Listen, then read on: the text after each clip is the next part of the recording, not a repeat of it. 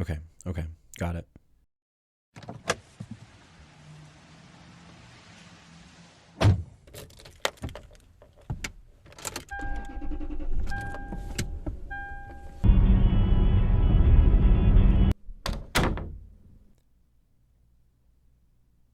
Stupid, stupid, stupid, stupid. The Oxford Language Dictionary defines personification as the attribution of a personal nature or human characteristics to something non-human, or the representation of an abstract quality in human form.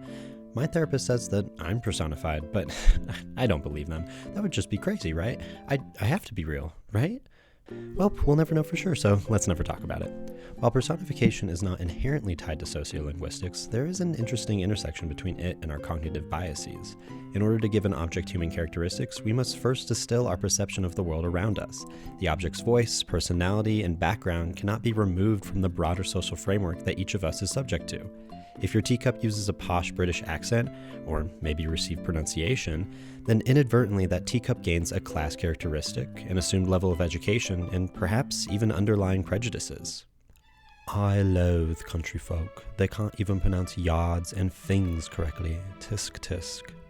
The podcast Everything is Alive, created and hosted by Ian Chillog, takes this idea of personification in a creative direction.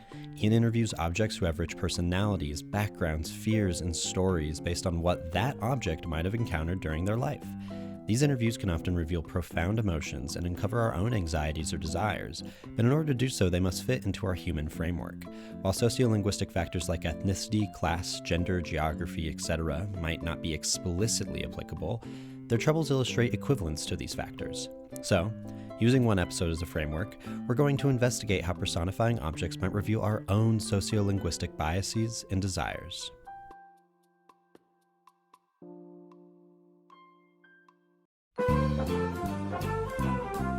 The episode... Hey, where are you? Oh, there you are.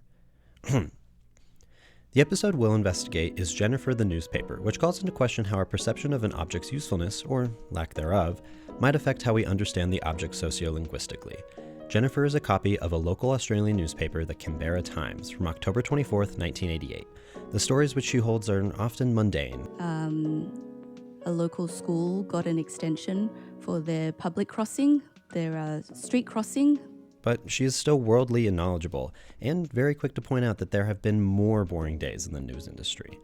She embodies a sense of uselessness and abandonment, as her purpose has long since been served. But what can her story tell us about sociolinguistics? Well, to start, she has an Australian accent, which is not abnormal given she hails from a local Australian newspaper. We could expect any newspaper to be imbued with the local accent, right? Well, no. What about the New York Times, or AP News, or even Al Jazeera? Each of these newspapers have an international scope, with writers spread across the globe both in their origin and in their work environment. It would make more sense for them to have a neutral accent, or even an accent associated with academia, rigor, and affluence, since these papers handle massive stories and have millions of eyes on them. Under this framework, Jennifer's Australian accent is a signifier of her relative uselessness, because it does not fit into the broader mold of success. In sociolinguistics, this concept has been applied relentlessly, as rural, lower class, and foreign accents are seen as things to fix in order to succeed as a person. The overt prestige accents, whether it be British RP or Standard American English, dominate English circles and garner a normative label, creating unwelcoming spaces which force the 2 billion L2 English speakers to adjust their mouth muscle memory, say that 3 times fast, rather than force the relatively meager 400 million L1 speakers to adjust their listening. And accent itself cannot be removed from other sociolinguistic factors, such as class, ethnicity, geography, and nation, as it can become a vocal signifier of social in-groups and out-groups. This then can often create an arbitrary and prejudiced value system, ranking the usefulness of real people and objectifying them in the process. But how do all objects fit into this?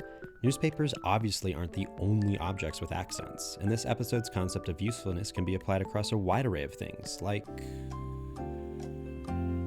this guitar. So what does this guitar sound like? And I know what you're gonna say. Hey, stupid, the guitar sounds like a guitar. And to that I say,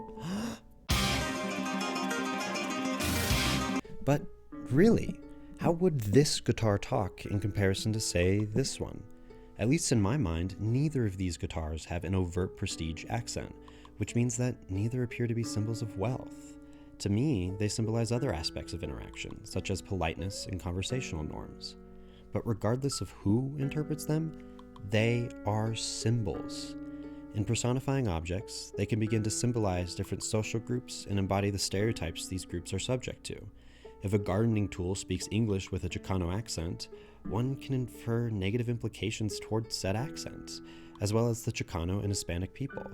These associations might lead some speakers to align with different accents, in hopes of forming an identity within a group of high social standing.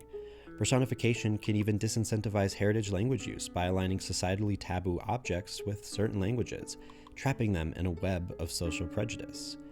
This could serve monolingual status planning and uphold the hegemony of a language like English. While it may seem strange to argue that personification carries such far-reaching outcomes, this exercise shows how our interactions with the world do not exist outside of a broader sociolinguistic framework. In providing objects human characteristics without humanity, one can peddle harmful and regressive beliefs through seemingly innocent means. The choice of an accent or language are not without, at the very least, some subconscious consideration of the people associated with them. So, while an object's plight is comical on the surface, it represents a vast expanse of sociolinguistic circumstances, and we would do well to pay better attention.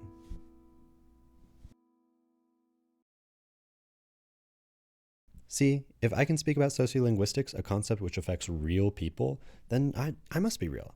I mean, look around me. This house is real, and it's not going away anytime soon, so I'm sure I'm real. What are you looking at?